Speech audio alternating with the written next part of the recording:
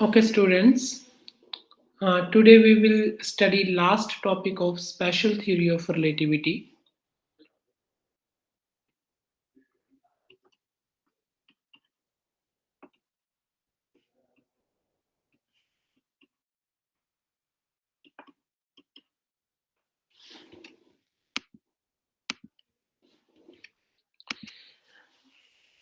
Okay, so basically till now we have in this topic we have studied about Lorentz transformations. So I am rewriting that.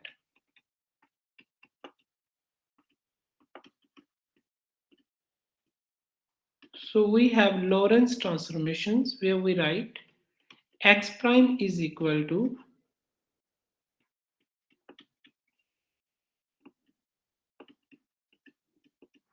this thing, y prime is equal to y, z prime is equal to z, and t prime is equal to.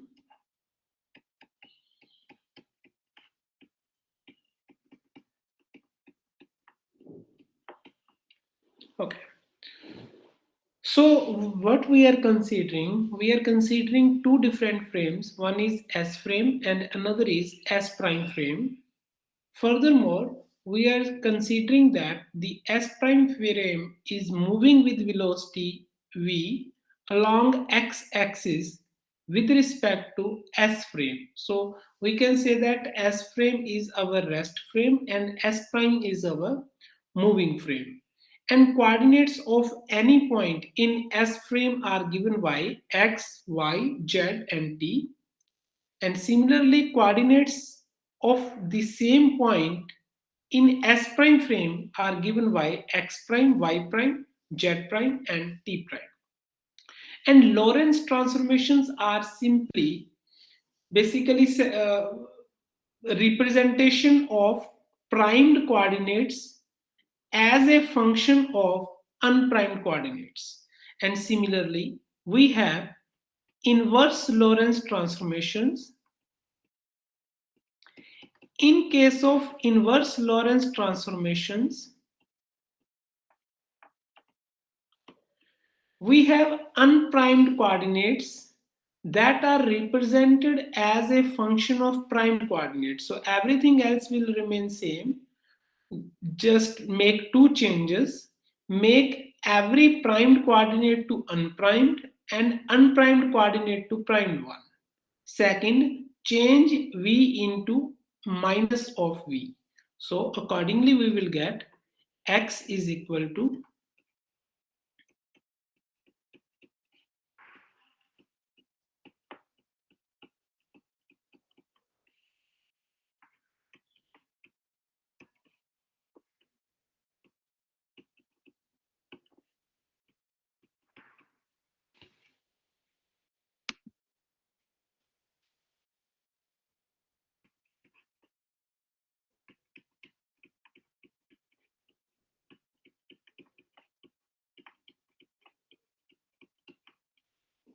Okay, so these are inverse Lorentz transformations, right? And using these transformations, what we have achieved right now, we have done two important topics. One was known as length contraction, and second one was known as time dilation. In addition, we have done an interesting article. We have studied a paradox that was known as twin paradox. Okay, so now in this lecture, what we are going to study, we are going to study about velocity addition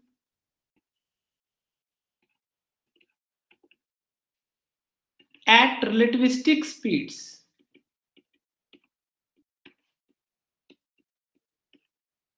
To give you an introduction, earlier we have studied, so previously we have studied Newtonian relativity.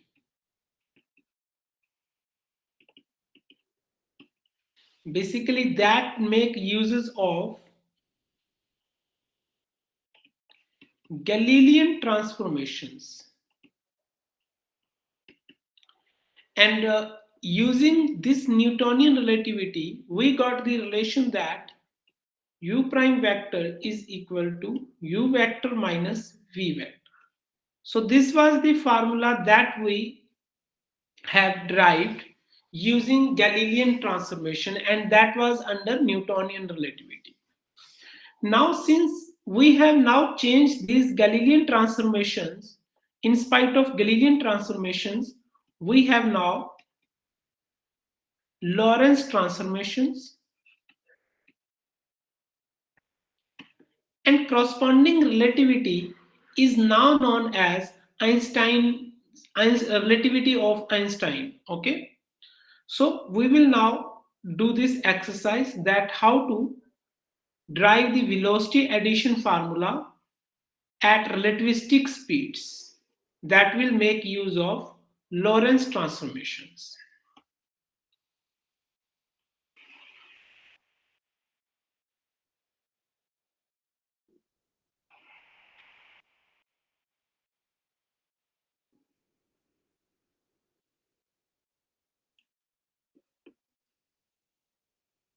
Okay, so let us start. So for that purpose, we will consider something that is moving in both frames. So first of all, let us draw two frames.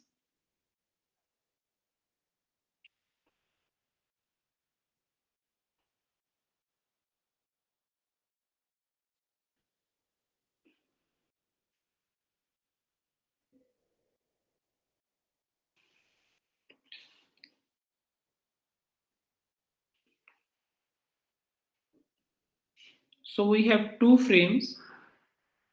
One is S, another is S prime, and S prime is considered to be moving with velocity v with respect to frame S. Now consider some object. There is, let us say, any object that is moving with velocity capital V as observed by S frame and capital V prime as observed by S prime frame. So in S frame, this is in S prime frame. Okay, so now we can say that V vector is equal to Vx I cap, Vy j cap, Vz k cap. Please note that capital V, whether it is primed or unprimed, is representing velocity of the object, whereas small v is representing velocity of frame S prime with respect to frame S. Similarly, v prime vector can be written as Vx prime I cap, Vx prime, Vy prime j cap plus Vz prime k cap. Okay, so this is how we can write. Now further we also understand actually that if I have to calculate Vx, then what I will do, I just need to calculate the time rate change of x position of the object. Similarly, if I have to calculate Vy, then I have to write it as dy upon dt. For Vz, it is dz upon dt. But in case I have to calculate v components of v prime, that are vx prime, vy prime, and vz prime, in that case, what I will write, that vx prime is equal to dx prime over dt prime, because even time has to be measured in the same frame. If position is measured in s prime frame, then we have to measure the time in s prime frame itself. So this is Vx prime. Similarly, Vy prime is equal to dy prime upon dt prime. Vz prime is equal to dz prime upon dt prime. Okay, so now these are the relations. So from these Galilean transformations, we can now write using the inverse Galilean transformations, first of all, using this relation, that dx is equal to dx prime plus v dt prime divided by square root of 1 minus v square upon c square. And using these two equations, we can write dy is equal to dy prime, dz is equal to dz prime, and using the last equation, dt prime is equal to dt prime plus v upon c square times dx prime divided by square root of this factor. Okay, so now first of all we will calculate Vx. Now just write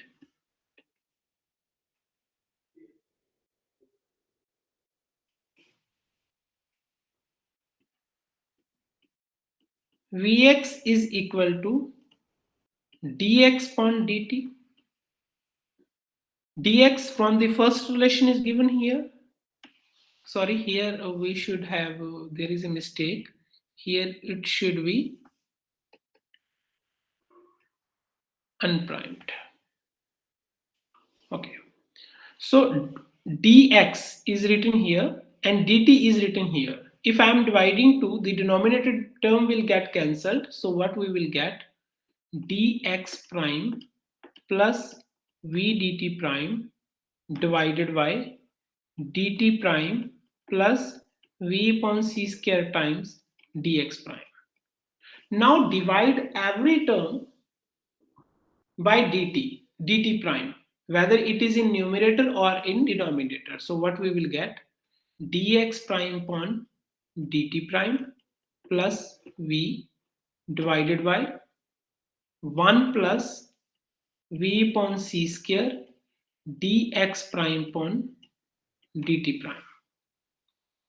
Okay, so what it implies? It implies Vx is equal to, now dx prime upon dt prime is Vx prime. So Vx prime plus V divided by 1 plus V upon c square dx prime upon dt prime is again here Vx prime. So this is first relation.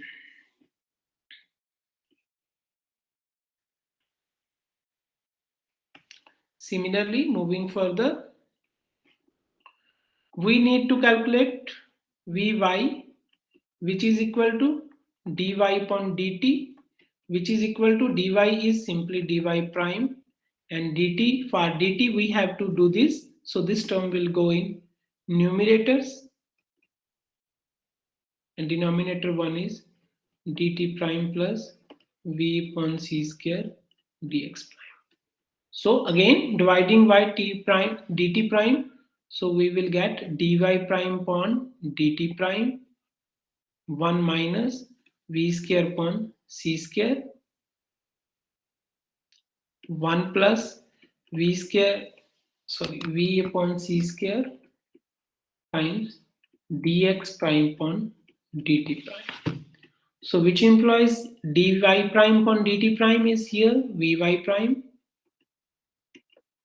times this factor divided by 1 plus v upon c square times vx prime. Similarly, for Vz, we can write Vz is equal to dz upon dt. So just like the previous case, you can write dz is equal to dz prime. The same factor will be here. Everything will remain same and you will get vz prime over 1 minus v square upon c square divided by 1 plus v upon c square times vx prime. So this is the relation that we can have. Okay, so first of all, this is first relation, this is second relation, this is third relation. Now I will write these relations together and then we will discuss them. Okay, first of all, we have Vx is equal to Vx prime plus V divided by 1 plus V upon C square Vx prime. Then Vy is equal to Vy prime times relativistic factor divided by 1 plus V square upon C square times Vx prime, and Vz is equal to Vz prime times 1 minus V square upon C square 1 plus V square Vx prime. So, okay, so we have got these relations.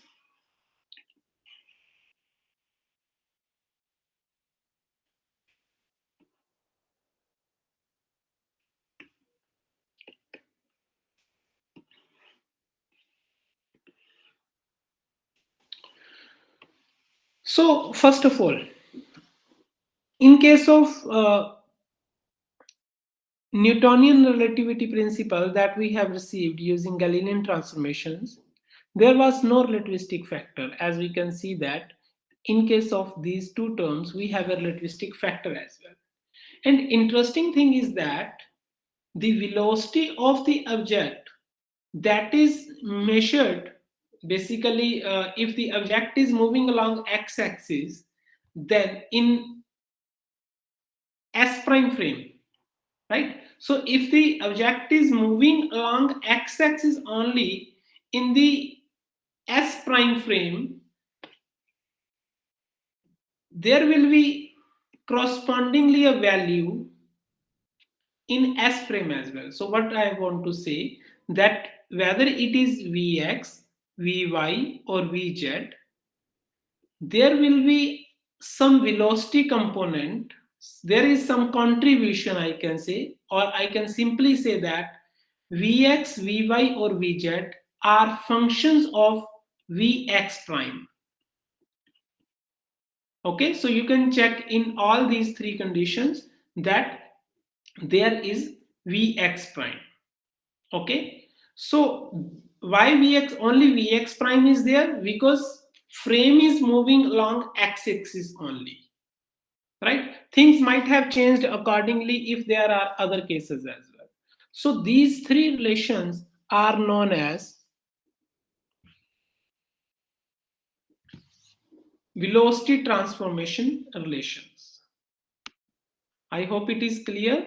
So I am taking a moment so you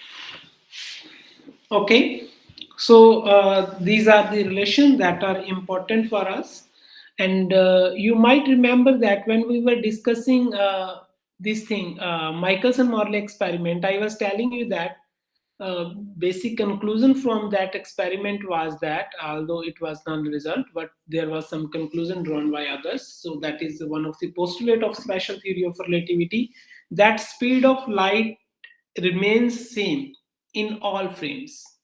Okay, so now let us check that.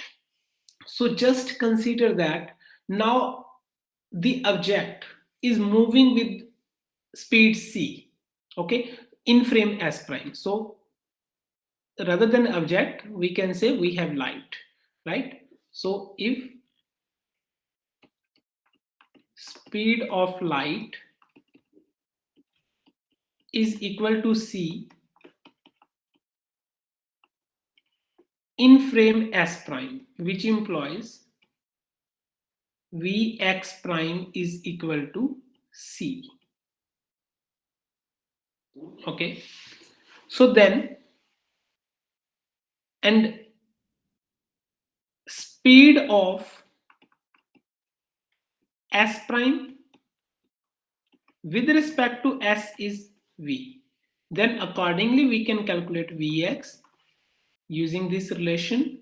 It is equal to Vx prime plus v over 1 this factor, putting the values that wherever we have Vx prime put c, so we will get c plus v divided by times c. So we will get c plus v as such, and in the denominator we will get 1 over v over c, and taking LCM we will get c plus v divided by 1 over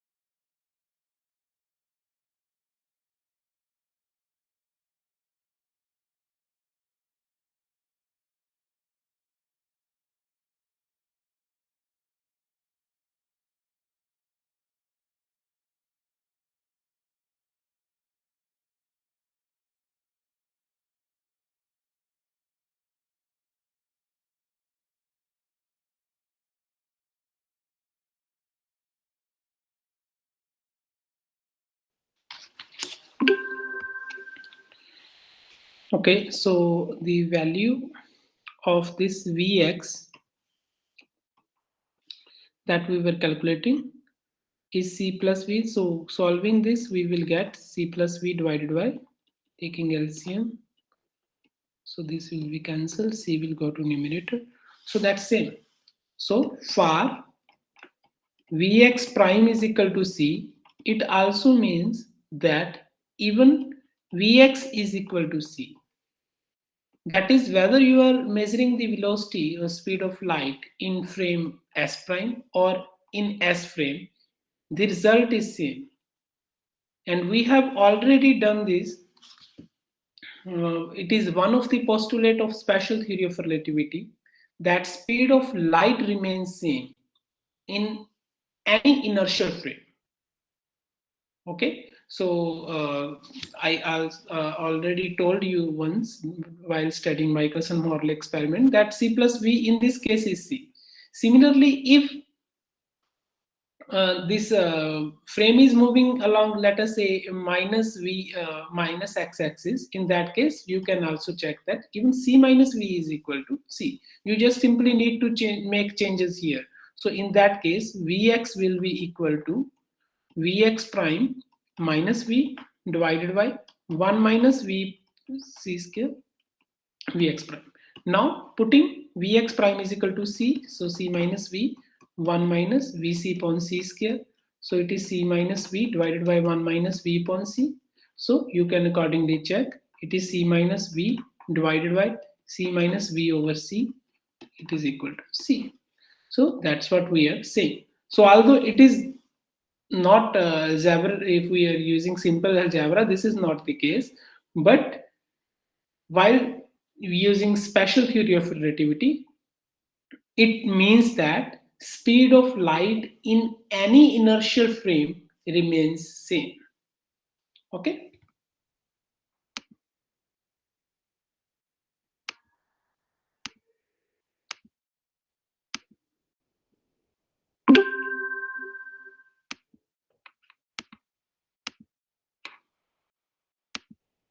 So now we are doing a numerical that A is moving with respect to Earth,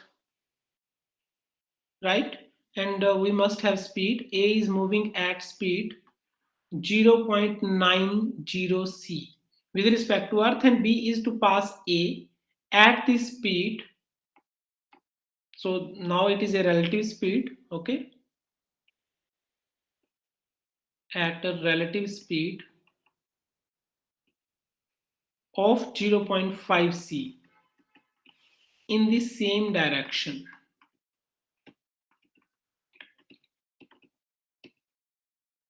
We have to calculate speed of B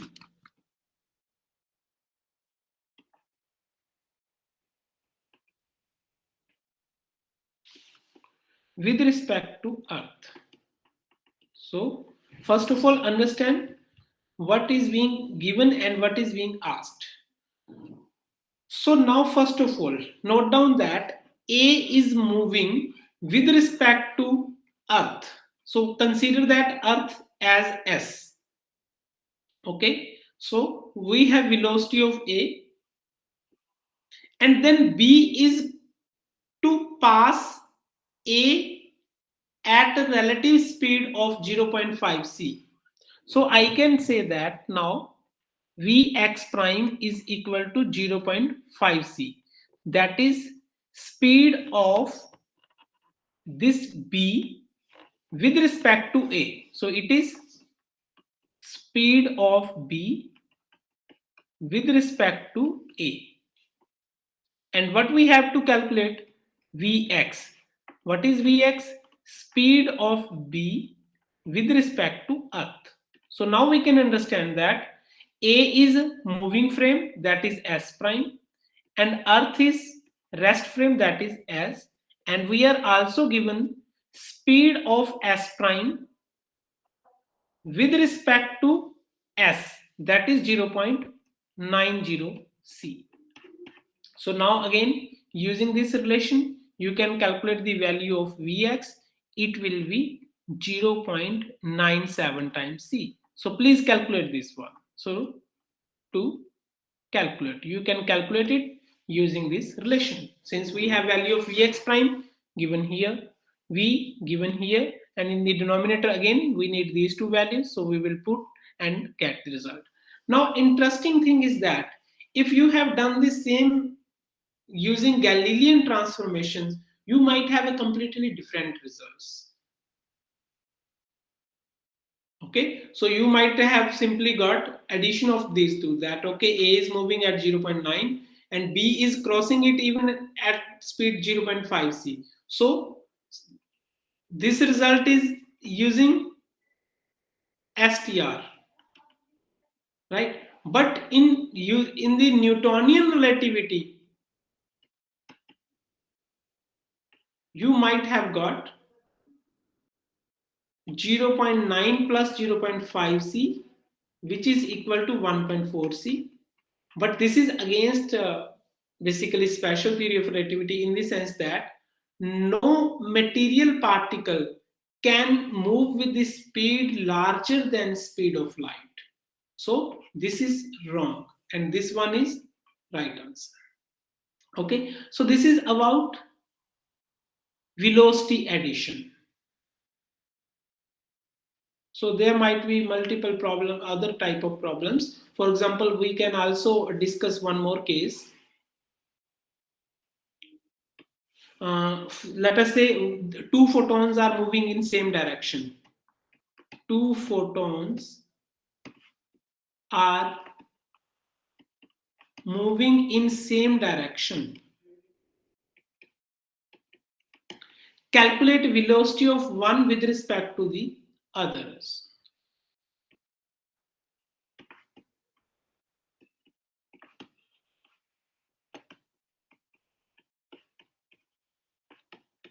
So this is a task for you guys. And rather than same, take another case that is opposite direction as well.